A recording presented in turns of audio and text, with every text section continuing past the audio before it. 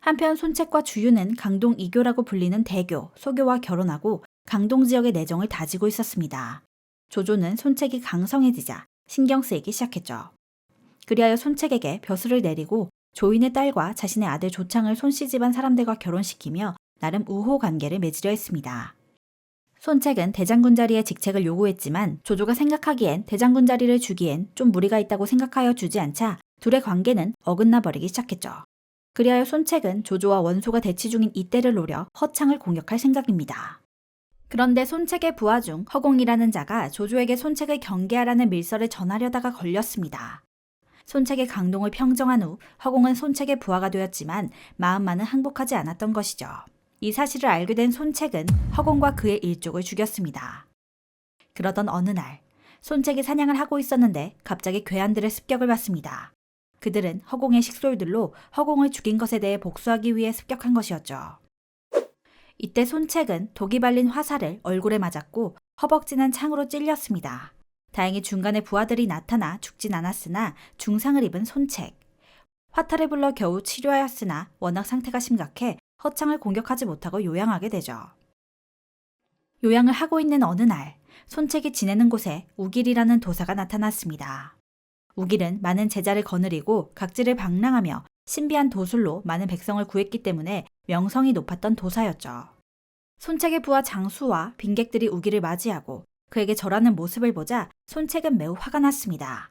그는 도사라고 불리는 자들을 믿지 않고 사입이라고 생각했으며 사람들을 선동하며 농사도 짓지 않으며 밥이나 축내는 놈들이라 생각했죠. 그리하여 손책은 우길을 감옥에 가두게 됩니다. 손책의 부인과 어머니는 도사를 죽이면 안 된다고 조언했고 수많은 탄원서가 올라오자 손책은 질투심에 더욱더 우길을 죽여야겠다고 생각했습니다. 이에 여범이 그럼 우길에게 기우제를 지내게 해보자고 조언합니다. 최근 가뭄이 매우 심하니 우길에게 기우제를 지내 비가 오면 좋고 비가 오지 않으면 사이비를 몰아 처형시킬 수 있다고 조언하죠. 손책은 좋은 생각이라 여겨 우길에게 3일의 시간을 주고 기우제를 지내게 합니다. 우길은 3일간 기우제를 지냈고 3일째 되는 날 정말로 비가 내렸습니다. 하지만 손책은 비가 오던 안 오던 죽이기로 마음을 먹었고 우길을 처형시켰죠. 이때 우길은 비를 내려도 자신은 죽을 운명이라는 것을 미리 알았다고 하죠. 이후 손책의 정신 상태는 매우 이상해졌습니다. 헛소리가 들리고 헛것을 보았으며 꿈속에서도 우길이 계속 나와 잠을 제대로 이루지 못했죠. 결국 치료하고 있던 상처가 다시 터지며 화타도 손을 쓸 수 없을 정도가 되었습니다. 손책은 거울에 비친 모습이 자신이 아니라 죽은 우길이 보였다고 하죠.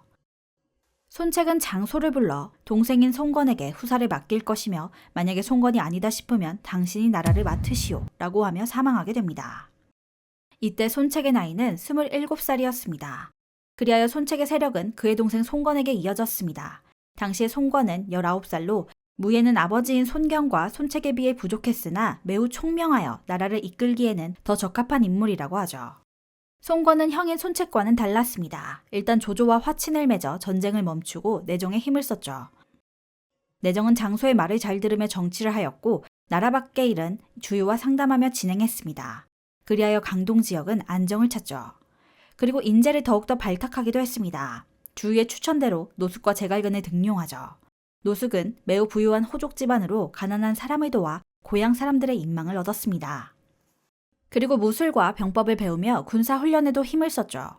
노숙의 명성이 높아지자 잠깐 원술의 요청에 의해 원술 밑에 있었지만 원술은 기강이 없고 큰일을 할 사람이 아니라는 것을 느끼고 도망갔었습니다. 하지만 송건을 만나보니 훌륭한 인물이라는 것을 알고 따르기로 한 것이죠. 제갈근은 그 유명한 제갈량의 친형으로 매우 뛰어난 학자였습니다. 제갈량의 그늘에 묻혀 두각을 나타내지는 못했으나 외교관으로서 활약하죠. 한편 원소는 조조에게 크게 패했지만 아직도 병력과 군량에서는 조조를 압도하고 있습니다. 이번에야말로 조조를 끝장내기 위해 70만 대군을 끌고 출진하죠. 하지만 저수는 출진을 말리고 내정에 힘을 쓰라 조언했는데 원소는 저수가 군의 사기만 떨어뜨린다며 감옥에 가두어 버립니다. 이번 전투는 원소에게 유리하게 흘러갔습니다. 원소의 매복이 성공하여 대승을 하기도 했으며 조조가 높은 언덕에 성체를 만들자 원소는 인공산을 만들고 그 위에 망루를 세워 공격했죠. 그러자 조조의 부하 유엽이 병력거라는 투석기를 만들어 반격하자 원소는 땅굴을 파서 공격합니다. 이렇게 치고받자 전쟁은 장기전으로 흘렀고 양쪽 모두 군량 소비가 엄청났죠. 결국 군량이 먼저 떨어진 것은 조조군이었습니다. 조조가 군량이 다 떨어지자 허도에 있는 순욱에게 군량이 없으니 서둘러 보내라 라는 밀서를 보내죠. 그런데 갑자기 원소 밑에 있던 허유라는 자가 조조에게 투항했습니다. 그는 젊은 시절에 조조와 친분이 있던 자로 나름 재주는 있었으나 사람들이 경박하고 오만하며 탐욕스러운 사람이었죠. 그는 원소 밑에서 모사로 활동했으나 그리 인정받진 못했습니다. 조조가 순욱에게 보낸 밀서를 허유가 우연히 손에 넣게 되었고 원소에게 그것을 보여주며 조조군은 군량이 없으니 서둘러 공격하자고 조언했으나 원소는 조조의 계략일지도 모른다며 단칼에 거절했죠. 허유는 몇 번이고 공격하자 주장했지만 결국 자신의 말이 무시되자 조조에게 투항하러 온 것입니다. 조조는 적국의 모사가 아닌 친구로서 허유를 맞이해 주었습니다. 허유는 조조군이 군량이 없다는 사실을 알고 좋은 계책을 내주죠. 인근의 오소라는 곳에 원소의 군량이 모여있다는 사실을 알려줍니다. 그곳은 순우경이 지키고 있지만 그는 매일 술만 마시며 방비를 제대로 하지 않으니 그곳을 공격하여 군량을 빼앗으라 조언하죠. 조조는 허유를 믿고 직접 군을 이끌고 오소로 향합니다. 오소에 도착하여 불을 피우고 기습 공격하자 원소군은 모두 달아나거나 불타 죽었고 순우경은 조조군에게 잡혀 코와 귀가 잘린 상태로 원소에게 보내지죠. 아침이 되자 원소는 오소가 털렸다는 사실을 알게 되었습니다. 곽도는 절반은 조조군의 본진을, 절반은 오소를 지키러 보내라 조언하였고 원소는 그 의견을 받아들였습니다. 장합과 고람에게 절반의 군사를 주어 조조의 진영으로 보내고 절반은 장기를 시켜 오소로 보냈으나 결과는 양쪽 다 패배하게 되죠. 원소는 화가 나 순우경을 참수하였고 그 모습을 보자 곽도는 긴장하죠. 자신이 본진을 공격하자고 주장했으나 원소군은 크게 패배했으니 자신에게도 책임을 물을 것이 두려워 거짓 보고를 합니다. 장합과 고람이 조조군과 내통하여 패배한 것이라 말하죠. 원소는 곽도의 얘기를 듣고 장합과 고람이 돌아오면 죽이라 명령합니다.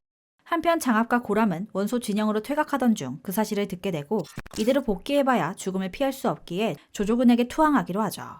승리한 조조는 전리품을 정리하다가 이때 밀서를 발견하게 됩니다. 이 밀서는 조조 부하들 중 몇 명이 원소와 내통했던 밀서였죠.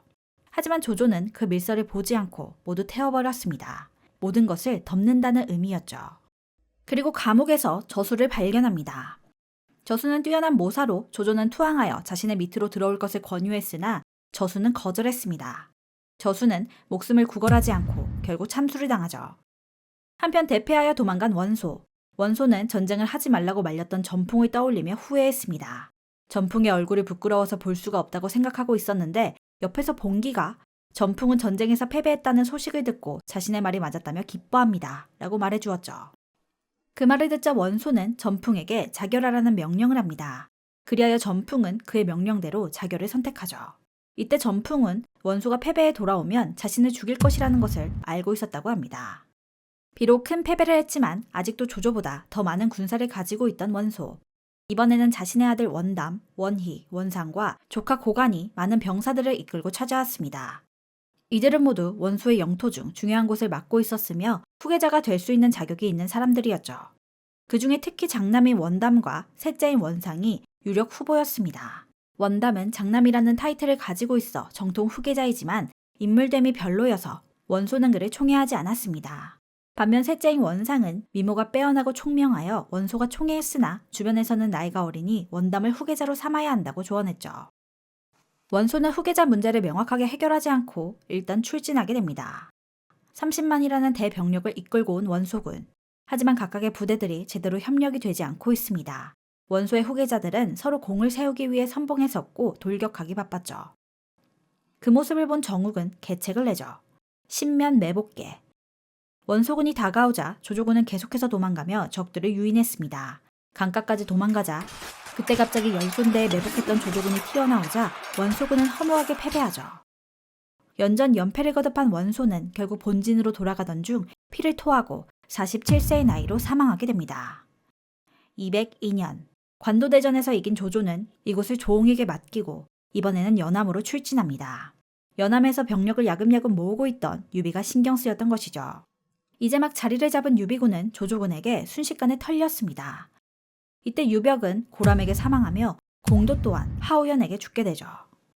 조은이 반격하여 고람을 죽이긴 했으나 유비는 결국 연암성을 버리고 도망갈 수밖에 없었습니다. 유비는 형주의 유표에게 가기로 합니다. 유표는 유비가 오자 친척이라며 반갑게 맞이해주죠.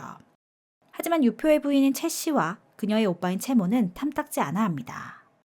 조조는 연암성을 차지하자 다시 하북 지역으로 돌아왔고 원소가 비록 죽었으나 원씨 일가의 세력은 아직도 무시 못할 정도로 강했죠. 하지만 그들은 조조보다 눈앞의 가족들과 싸우고 있었습니다. 원담파와 원상파로 세력이 나누어져 힘을 합치지 못하고 있었죠. 그 모습을 본 조조는 군사를 이끌고 원씨 일가를 공격하자 그들은 일단 힘을 합쳐 조조군에게 반격했습니다. 그러자 곽가는 생각보다 원씨 일가 세력이 단단하니 내분을 기다리자 조언하죠. 그리하여 형제들의 싸움을 구경하고 있는 조조. 원담과 원상의 대결은 원상의 승리였습니다. 원담은 평원으로 쫓겨나고 업성을 차지한 것은 원상이었죠. 원담은 원상에게 밀리자 부하인 신비를 조조에게 보내 투왕 의향을 밝힙니다. 그러자 순유는 일단 항복을 받고 원상을 죽인 후 원담도 정리하자고 조언하죠. 그리하여 원담의 세력을 흡수한 조조. 조조군의 다음 공략지는 기주의 업성. 조조가 총 공격을 명령하였는데 업성을 수비하고 있던 신배의 뛰어난 수비 능력에 감탄합니다. 원상과 원희는 더 북쪽으로 도망가고 신배 혼자 남아 막고 있던 것이죠. 하지만 군량이 점점 떨어지자 신배는 군량을 아끼기 위해 노인과 아이같이 병력으로 쓸 수 없는 백성들을 조조에게 투항시킵니다. 조조는 그 백성들을 모조리 받아주었죠. 신비는 업성 앞에서 조조에게 투항하라 권고하였고 그 모습을 본 신배는 더러운 배신자라며 신비의 가족들을 눈앞에서 모두 죽였습니다. 하지만 결국 군량이 떨어진 업성은 조조군에 의해 함락되었죠. 조조는 신배의 능력이 아까워 자신을 섬기라 말했지만 신배는 원씨 가문을 끝까지 배신하지 않고 참수당하게 됩니다. 업성을 차지한 조조. 조조는 업성을 순찰하며 아무도 성에 먼저 들어가지 말라고 명령했지만 조조의 아들 조비는 그 명령을 무시하고 성에 들어갔습니다. 조비는 성을 둘러보다가 매우 아름다운 여인을 보았고 그 여인은 견씨로 원희의 부인이었죠. 누가 조조의 아들 아니랄까봐 유부녀에게 한눈에 반한 조비. 조조는 자신보다 먼저 성에 들어간 조비를 보며 화를 냈지만 곽가가 성 안에 위험 요소가 있을지 몰라 아들인 조비가 먼저 들어갔을 것이라며 말렸고 조조는 조비를 용서해주고 견씨와의 결혼을 허락해줍니다. 한편 허유는 매우 위풍당당했습니다. 거드름을 피우며 자신의 계략이 아니었으면 기주를 차지하지 못했을 거라며 오만한 행동을 보였죠.